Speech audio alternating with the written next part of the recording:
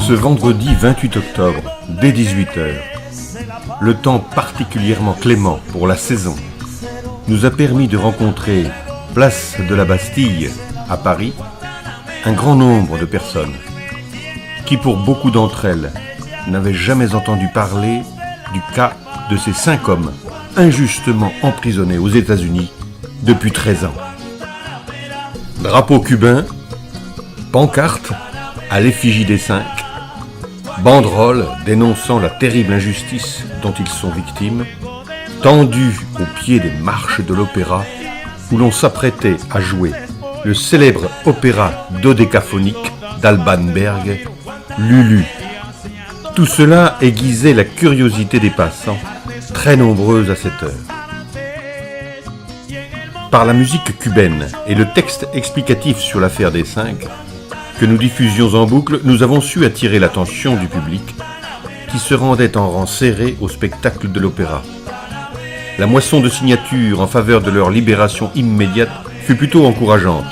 Beaucoup de jeunes gens ont été intéressés par une affaire dont ils n'imaginaient pas qu'elle pouvait recéler autant d'injustice et de scélératesse de la part des États-Unis que l'on se plaît à présenter, à tort, comme garant de la démocratie.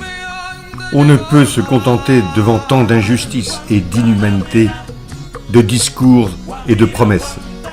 Ces causes-là ne s'entendent et ne se défendent souvent que dans la rue. Pourquoi ?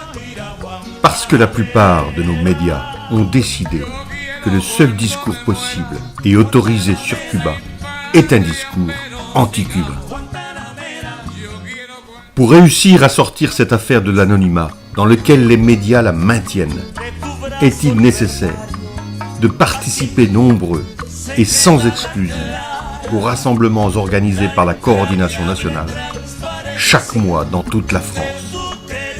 Cubacie France, pour sa part, y participe pleinement.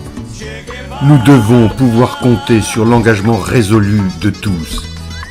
C'est cette force-là, et uniquement cette force-là, qui crèvera le mur du silence. Les 5 héros cubains en valent la peine.